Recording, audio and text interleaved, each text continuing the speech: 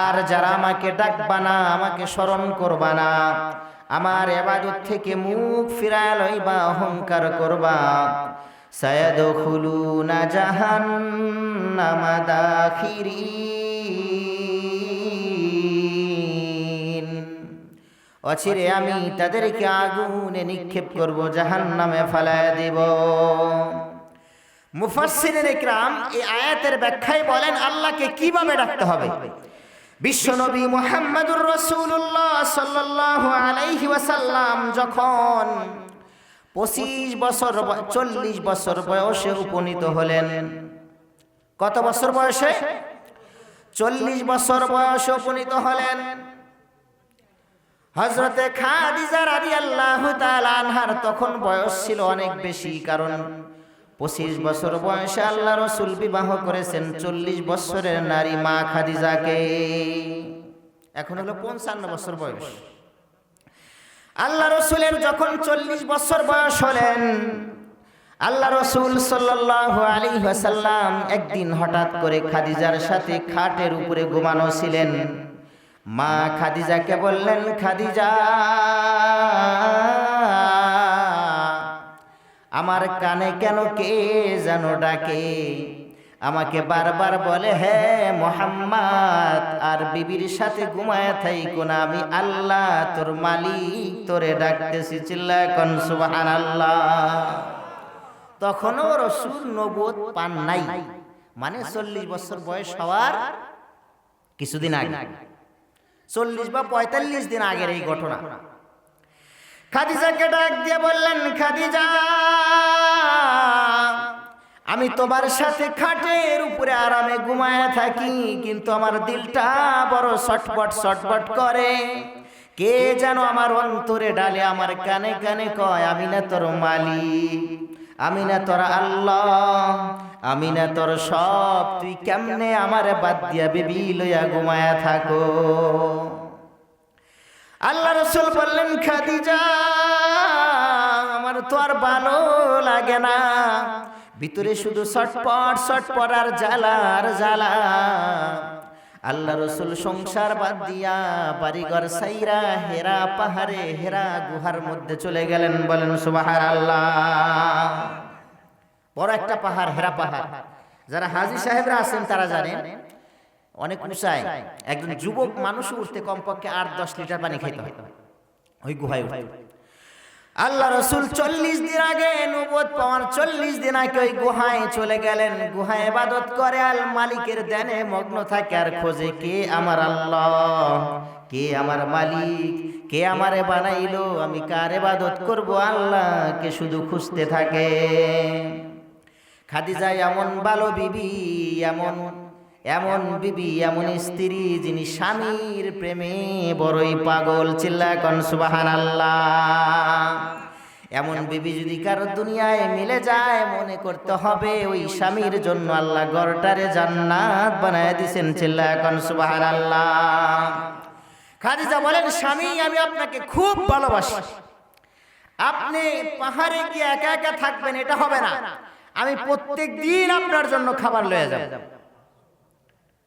আল্লাহ রাসূল বিয়ে করেছিলেন 25 বছর বয়সে। খাদিজা রাদিয়াল্লাহু তাআলা তখন বয়স ছিল 40 বছর। যখন আল্লাহ রাসূলের 40 বছর বয়স হলো, খাদিজার তখন কত বছর? 65 না? 65 বছরের একটা মহিলা। যারা হাজী সাহেব আছেন তারা জানেন, এত উঁচায় গুহায় উঠে আল্লাহ রাসূলকে খাবার দিয়ে আসতেন। এটাকে বলে কার ভালোবাসা? স্বামীর প্রতি স্ত্রীর ভালোবাসা। নিজের কোনো কষ্টই মনে করতেন না, গিয়ে খাবার দিয়ে আসতেন।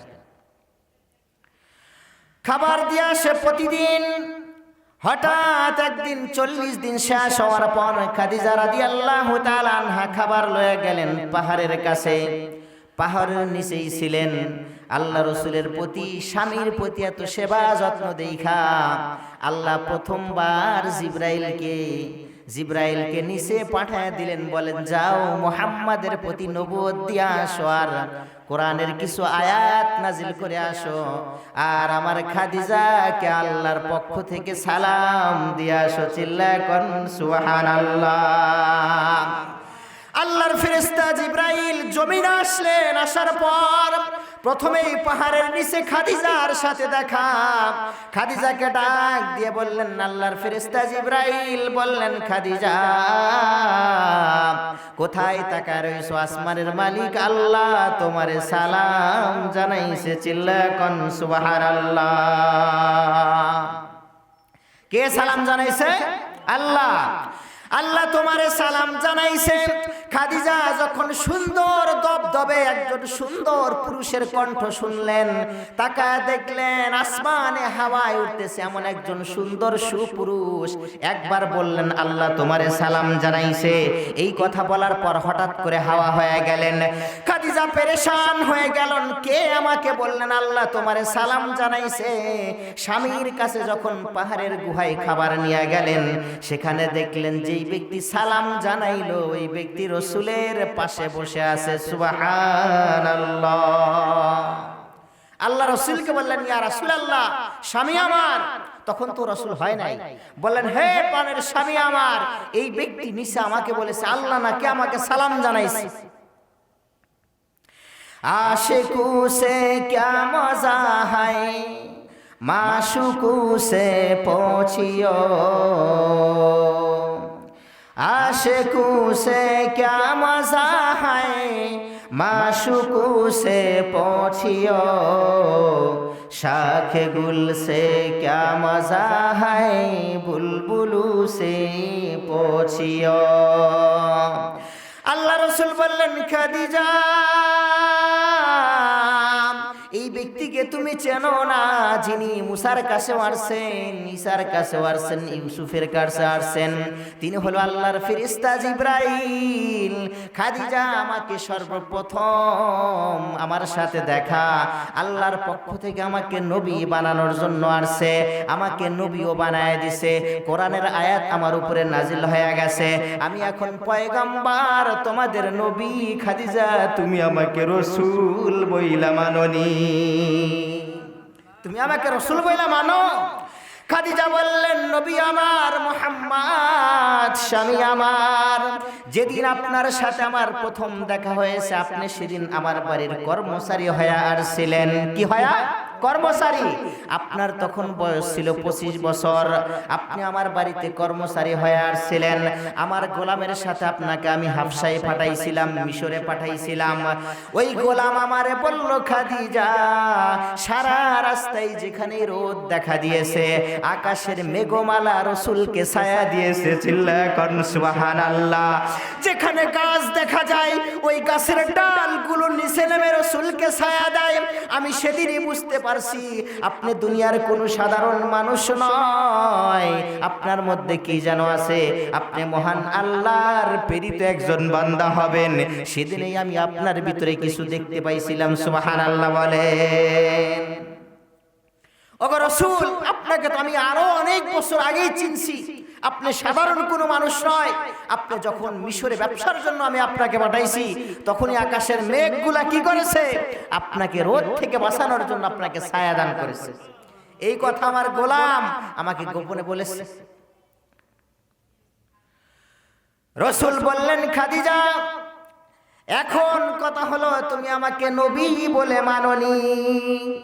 খাদিজা বলে, ইয়া রাসূলুল্লাহ, আপনি আমাকে পড়ায়া দেন কালেমায়ে শাহাদাত, আশহাদু আল্লা ইলাহা ইল্লাল্লাহু ওয়া আশহাদু আন্না মুহাম্মাদান আবদুহু ওয়া রাসূলুহু। আমি আপনাকে মানি, অবশ্যই মানি। ইসলামের সর্বপ্রথম মুসলমান হইলেন একজন নারী, তার নাম কি? তার নাম কি? আওয়াজ দিয়ে বলেন। তার নাম হলো খাদিজা। খাদিজা আল্লাহর প্রেমে এতই পাগল ছিলেন। খাদিজা যখন ইন্তেকাল করলেন, মৃত্যুর সময় সবার মুখটা পশ্চিম দিকে কিবলার দিকে ঘুরায় দেওয়া হয়। খাদিজার মুখ যতই কিবলার দিকে ঘুরে দেওয়া হয়, ততই মুখটা সটকায়া আল্লাহর আসমানের দিকে ফিরে যায়। আল্লাহ রাসূল বললেন, খাদিজার মুখ কিবলার দিকে ঘোরে না কেন? আসমান থেকে আল্লাহ বলেন, বন্ধু আমার, খাদিজার চেহারার সাথে আমি আল্লাহ আল্লাহর একটা বড় মিল আছে, কিবলার দিকে যাবে না, সরাসরি আমি আল্লাহর দিকে যাবে। চিল্লায় কোন সুবহানাল্লাহ। কয়েকটা কারণ, এক নাম্বার কারণ খাদিজা স্বামীরে বড় বেশি ভালোবাসতেন, দুই নাম্বার আল্লাহর হুকুমের সামনে আর কাউকে জায়গা দিতেন না। এক নাম্বার কারণ কি? সুখে দুঃখে সব সময় স্বামীর পাশে ছিলেন, স্বামীর পাশে ছিলেন, স্বামীকে বড় বেশি ভালোবাসতেন। দুই নাম্বার আল্লাহর হুকুমের সামনে আর কারো স্থান নেই। যত ক্ষমতাধর হোক না কেন, আল্লাহর হুকুম আসছে, সেখানে সব শেষ। শত বাধা উপেক্ষা করে সর্বপ্রথম মুসলমান হলেন খাদিজা। সুবহানাল্লাহ। আল্লাহ রাসূল খাদিজা